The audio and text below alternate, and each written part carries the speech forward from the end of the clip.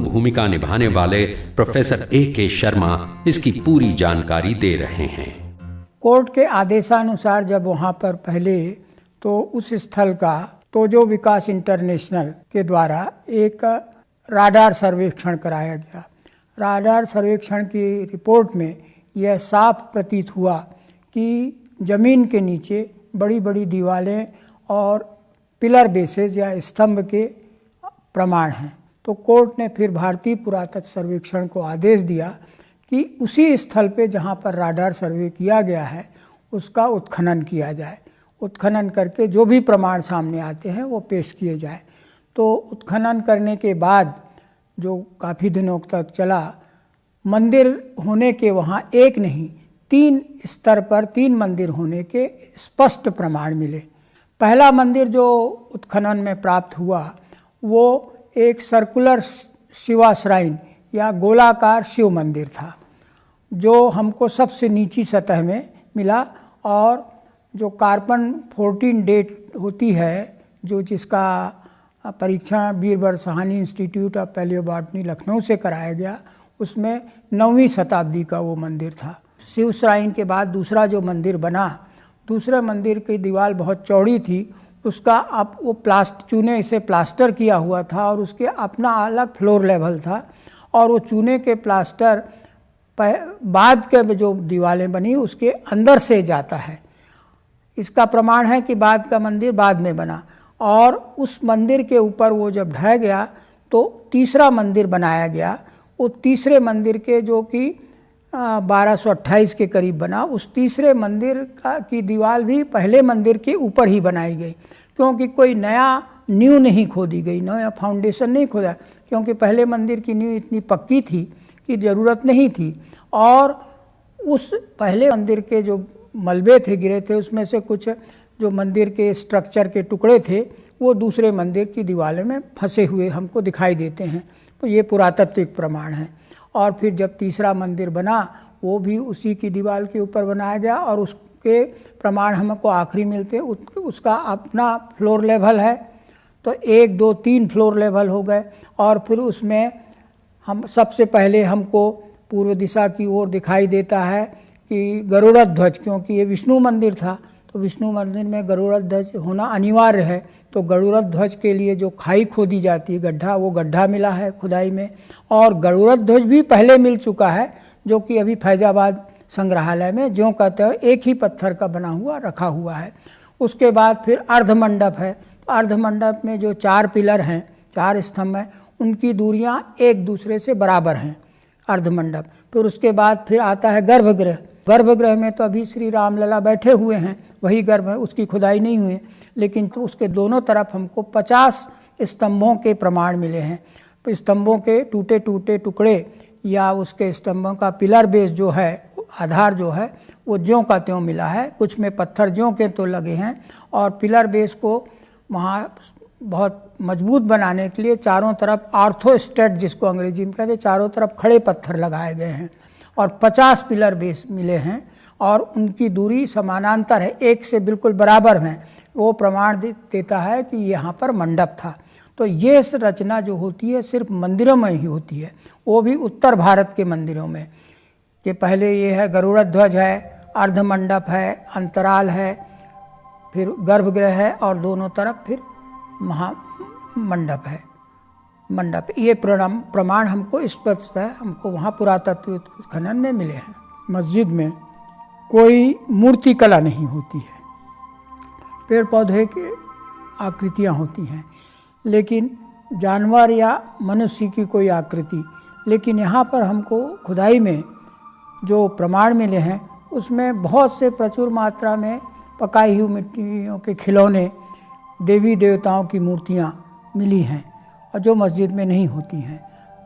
मस्जिद में के खम्भों में कोई घट पल्लव नहीं होता है, मकर प्रणाम नहीं होता है।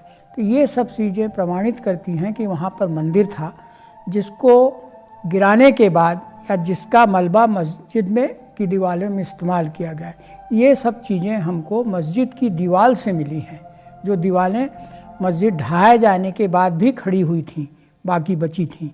उन दीवारों को तोड़ने से फिर ये हमको मिला है। बाबरी मस्जिद बनी वो उसकी अपनी कोई फाउंडेशन या नींव नहीं है। वो जो मंदिर था, मंदिर की दीवार के ऊपर ही उसकी दीवार खड़ी कर दी गई है। दूसरी बात यह है कि मस्जिद के में बनाने में कोई नई चीज़ों का उपयोग नहीं हुआ है, कोई साबुत ईंट नहीं मिली है उसके मलबे से। जो कुछ है वो मंदिर के ढहाने से जो मलबा बचा उसी से मस्जिद खड़ा किया, पत्थर ईंट जो है। और ईंटों की जो लंबाई चौड़ाई है, जो मंदिर की ईंटों की लंबाई चौड़ाई है, वही लंबाई चौड़ाई मस्जिद की ईंटों की है। उसके जो फ्लोर लेवल है, तो जो पिलर बेसिस थे उनको, स्तंभों को जानबूझ करके बड़े औजारों से तोड़ा गया। तो इस वो पिलर बेसिस के जो ठूंठ बचे हैं उसमें उनके तोड़ने के निशान मिले हैं। और उनको दबाने के लिए मस्जिद का जो फ्लोर बनाया गया उसके नीचे उसको रख दिए गए। तो पिलर बेसिस के जो पिलर बेसिस थे उसके मंदिर का जो फ्लोर था और फिर पिलर के टुकड़े हैं उसके ऊपर मलबा भरा गया और मलबा के ऊपर फिर दूसरा फ्लोर बनाया गया मस्जिद का, जिसके नीचे पिलर को दबा दिया गया। ये सब खुदाई में स्पष्टता मिले हुए हैं। ये पूरा स्थल धार्मिक ही स्थल था शुरू से लेके आखिरी तक, इसके स्पष्ट प्रमाण हैं। क्योंकि हमको शुरू से लेके ऊपर तक आखिरी तक, यहाँ तक कि मस्जिद तक भी हमको सिर्फ धार्मिक ही भवन मिलते हैं या उसके अवशेष मिलते हैं। लोगों ने हमेशा कहा यही राम मंदिर, और उसमें खुदाई में राम मंदिर के ही प्रमाण मिले हैं। तो ये स्पष्ट है कि यहाँ ही राम की जन्मभूमि थी। और दूसरी बात यह है कि ये जन्म का जो स्थान होता है वो धार्मिक आस्था का मानना है, और धार्मिक आस्था को कोई किसी को चुनौती नहीं दे सकता। ये हमारे उच्चतम न्यायालय का भी मानना है। लेकिन सच को जानते हुए भी राम मंदिर के खिलाफ अदालत में दलील देने वाले इसे स्वीकार करना नहीं चाहते। लेकिन झूठ की दीवार चाहे जितनी ऊंची हो, सच का एक धक्का ही उसको गिरा देता है। ये तस्वीर उसी शिलालेख की है जो ध्वस्त किए गए बाबरी ढांचे की दीवार से मिला था। प्रख्यात पुरातत्वविद श्री के.वी. रमेश ने इस शिलालेख का अनुवाद किया है। Whenever an epigraphist comes across a new inscription, he first examines the nature of the script as well as the language used therein. Paleographically and orthographically, the Ayodhya inscription is certainly a genuine one belonging to the 11th century AD, and its diction cannot be imitated at a later time by anybody. Each century has its own diction as far as language is concerned. It has its own script as far as the script is concerned. And from these 2 points of view, the Ayodhya inscription is perfectly genuine. Tad bhratrujo jagati megha sutashrutadya Shriman abhud anaya chandrapada vilashya Govinda chandra dharanindra guru prasadat There is enough internal evidence in the inscription to show that it is from Ayodhya.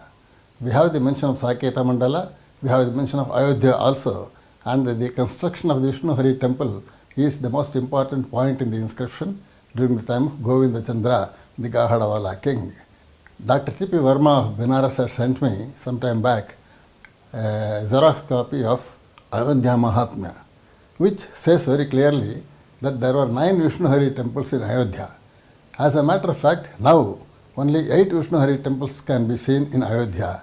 The 9th Vishnu Hari temple is mentioned in the Ayodhya inscription, which has been recovered from the Babri Masjid site. Tankotkhata vishala shaila shikharas Shreni shila samhati Vyuhair Vishnu Harer Hiranya Kalashas Shri Sundaram Mandiram Purvairapya Kritam Nrupativir Yenedamatyadbhutam Sansararnava Shigra Rangana Raghu Padandhyadhyayata. The inscription refers to the construction of the Ayodhya temple in stone during the time of Govinda Chandra. It does not say that it was the first construction. From the diction of the particular verse, we can find out that it was an improvement from a brick temple structure to a stone temple structure. In the 11th century AD, there was a peculiar feature in the whole of India when brick temples were converted into stone temples, and therefore the temple, Vishnuhari temple, had been in existence even before the 11th century AD when this inscription was found out. Ek Hi Mandir means it is not only one temple. It was a brick temple that has been converted into a stone temple by this person. So whatever other remains may be found there could have been the remains of the old temple in brick. अविपचित हिरण्यकशिपुं संयम्य बाणं रणे कुर्वाणो बलिराजबाहुदलनं कृत्वा बहून् विक्रमान् कुर्वन् दुष्टदशाननस्य हननं कश्चान्यः सदशाधिको पुण्यवताम्. The clinching point that Vishnuhari is Rama is proved by the fact that there is a reference in the last line of the inscription which says Kurvan Dushta Dasananasya Hananam, Kurvan Dushta Dasananasya Hananam, having killed the evil 10-headed Ravana.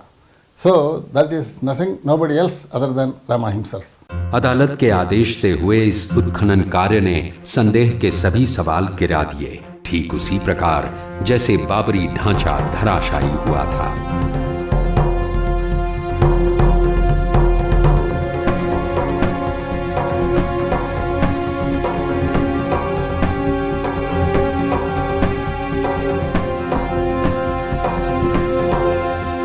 इस विवाद को अदालत तक ले जाने वाले हाशिम अंसारी को भी यकीन हो गया था कि गिराए गए ढांचे के नीचे मंदिर ही था। तभी उन्होंने कहा था कि अदालत का जो भी फैसला आएगा उसे मानेंगे, लेकिन वो भी अब अपनी बात से मुकरने लगे। देखिए, आज़ादी से पहले मस्जिद थी और अब फिर मस्जिद को होना चाहिए। इसके बाद हम कोई फैसला मानने के लिए तैयार नहीं। मस्जिद बनने से पहले उसके नीचे कोई मंदिर था, ये सरासर गलत। यानी उनका लहजा भी जिलानी की तरह ही है, जो कभी एक वकील की तरह जिरह करते हैं तो कभी राजनीतिज्ञ की तरह पेश आते हैं। अदालत का फैसला कोई होता है तो उसको हम देखेंगे। अदालत का फैसला आ गया, लेकिन हाशिम अंसारी हों या फिर जिलानी, सभी अपनी बात से मुकरने को बेताब दिखाई पड़ते हैं। वाणी में हमारे गुरु साहब ने लिखा है कि वचन करके खिसक जाए सोई नर कच्चा। जो वचन करे कि हम कोर्ट को मानेंगे, पहले बात चल रही थी कि बातचीत से हम मसला हल कर लेंगे। अब कोर्ट का फैसला जब उस जगह के लिए जहां राम स्वयं विराजमान है, उस जगह राम जन्मभूमि की जगह को कोर्ट ने कह दिया कि यह राम की लला की ज़मीन है। अब यह सारा मसला ख़त्म हो गया। मुसलमानों को ये चाहिए कि अब बिला वजह कोर्ट को, देश को और कमजोर करने की कोशिश ना करें। सवाल ये है कि जिलानी जैसे लोग इस सच को स्वीकार करने को तैयार क्यों नहीं हैं? दरअसल गौर करें तो इसके पीछे उनका एक डर नजर आता है। आपके 33 करोड़ देवता हैं, हम क्या जाने कब किसके आप पैदाइश कहाँ पे निकाल देंगे, तो हमारी तो कोई मस्जिद नहीं बचेगी। तो जहाँ मान्यता एक हो वहाँ तो हम ये कह सकते हैं कि साहब मुसलमान गौर करें इस पर। लेकिन इस देश को किसी से नफरत नहीं है, इसलिए सवाल 33 करोड़ देवताओं के लिए 33 करोड़ मस्जिदों को मंदिर में बदलने का नहीं है। ये डर तो बेबुनियाद है। प्रश्न सिर्फ राम जन्मभूमि का है। सच तो ये है कि कितनी ही ऐसी मस्जिदें हैं जिनके नीचे मंदिर के अवशेष पड़े हैं। आपने दिल्ली में देखा होगा कुतुब मीनार। कुतुब मीनार के पास में एक मस्जिद है जिसका नाम कुव्वत ul Islam, might of Islam है। ये कुतुबुद्दीन ऐबक ने बनाई। इस मंदिर का एक चित्र जो हम आपको दिखा रहे हैं, इसमें आप देखेंगे कि हिंदू मंदिरों के खंभे लगे हैं जिनमें मूर्तियाँ और सब हैं, बड़े स्पष्ट हैं ये। और न सिर्फ ये है बल्कि उन लोगों को गौरव मानते थे वो कि ये देखिए मैंने गिराया मंदिर और बनाया। और इस सिलसिले में कुव्वत उल इस्लाम के बाहरी दरवाजे के ऊपर एक शिलालेख है अरबिक में कि 27 हिंदू और जैन मंदिरों को तोड़ करके ये मस्जिद बनाई गई है। इसमें 20 लाख दिल्ली वाला एक उस समय का सिक्का होता था, हर मंदिर पे खर्च हुआ था, वो इसमें सारे लगाए गए। राष्ट्रपिता महात्मा गांधी ने भी अपने समाचार पत्र नवजीवन में लिखा था कि किसी भी धार्मिक उपासना गृह पर बलपूर्वक अधिकार करना बड़ा जघन्य अपराध है। एक हिंदू ये सहन नहीं करेगा कि उसके मंदिर को तोड़कर कोई मस्जिद बना दे। जहां कहीं भी ऐसे काम हुए हैं वो चिन्ह धार्मिक गुलामी के हैं। हर देश, हर समाज इन निशानियों को मिटा देना चाहता है। राष्ट्रवाद की पहली शर्त भी यही है। जब भारत गुलाम था तो दिल्ली की सड़कों पर किंग एडवर्ड V और विक्टोरिया की प्रतिमाएं लगी हुई थी। आज उनको हटा करके म्यूजियम में रखा गया है। क्यों? क्योंकि वो दासता के प्रतीक के रूप में वो मूर्तियां लगाई गई थी। तो अब वक्त आ गया है कि श्री राम जन्मभूमि पर एक भव्य मंदिर बने। मर्यादा पुरुषोत्तम राम का मंदिर, जिनका जीवन किसी धर्म या देश के दायरे में बंद नहीं है। वो मंदिर जिससे मानवता का संदेश सारी दुनिया को जाए। उस मंदिर के निर्माण का महान कार्य शुरू भी हो चुका है।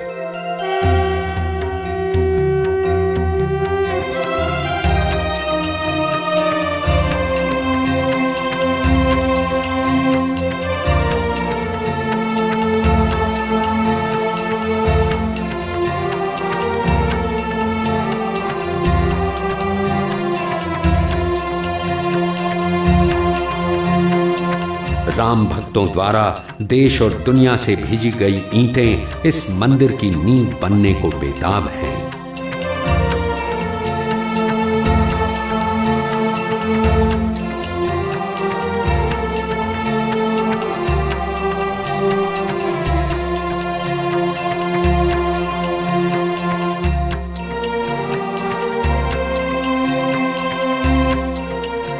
लेकिन राम भक्त चाहते हैं कि अदालत के फैसले का सम्मान हो और सामाजिक सद्भाव बना रहे। राष्ट्रहित को सभी भावनाओं से ऊपर रखने का संदेश देने वाले धर्मगुरु भी राम मंदिर के निर्माण को ही इस समस्या का समाधान मानते हैं। सुझाव दोनों पक्ष को है। चूंकि राम मंदिर, मैंने कहा कि राम मंदिर करोड़ों लोगों की आस्था का केंद्र है, और मैं सवाल करता हूं कि राम मंदिर अयोध्या में नहीं बनेगा तो क्या कराची में बनेगा? लेकिन श्री राम जन्मभूमि का विरोध करने वाले इसे स्वीकार नहीं करते। वो तो उसी स्थान पर मस्जिद बनते देखना चाहते हैं। आजादी के ठीक बाद जिन्ना की जिद पर मुसलमानों के लिए पाकिस्तान बना, लेकिन इसके बावजूद हिंदुस्तान को धर्मनिरपेक्ष राष्ट्र घोषित किया गया। कांग्रेस नेता और प्रवक्ता राशिद अल्वी ने तो यहां तक कहा कि इस देश को धर्मनिरपेक्ष राष्ट्र घोषित करने में सबसे बड़ा हाथ हिंदू जनमानस का था, इसलिए अब बाबरी मस्जिद की मांग छोड़ देनी चाहिए। तो फिर इस समस्या का समाधान क्या है? क्या अदालत का आदेश अंतिम उपाय है? क्या इस पर सियासत बंद हो जाएगी? क्या अंतिम फैसला आते ही सभी संतुष्ट हो जाएंगे? ये सब तो हम चूंकि आने वाली पीढ़ियों के सिर पे छोड़ के जाना चाहते हैं। हम नहीं चाहते कि बुरा दिन हम देखें, इसलिए हम इसको टालते जाते हैं, यथास्थिति बनाए रखने की कोशिश करते हैं और कोई समाधान नहीं निकाल पाते हैं शाश्वत। तो ये ठीक नहीं है, क्योंकि कभी ना कभी कहीं ना कहीं आने वाली पीढ़ियों को इसका सामना करना पड़ेगा। तो मुझे लगता है कि इसका निर्णय होना चाहिए और निर्णय होने के बाद इस पर अमल होना चाहिए। भारत सरकार ने 1993 में श्री राम जन्मभूमि पर एक श्वेत पत्र भी जारी किया था, जिसमें यह कहा गया था कि अगर ये सिद्ध हो जाए कि विवादित जगह ही श्री राम जन्मभूमि है तो ये जमीन हिंदुओं को दे दी जाएगी। अदालत के आदेश और हिंदुस्तान की परंपरा के आधार पर यह जमीन स्वतः ही हिंदू जनमानस की भावनाओं का आदर करते हुए हिंदुओं को सौंप दी जानी चाहिए, क्योंकि हमारी परंपरा सह अस्तित्व की रही है और ये दुनिया के लिए एक मिसाल है। हमारी जिम्मेदारी इस परंपरा को आगे बढ़ाने की है।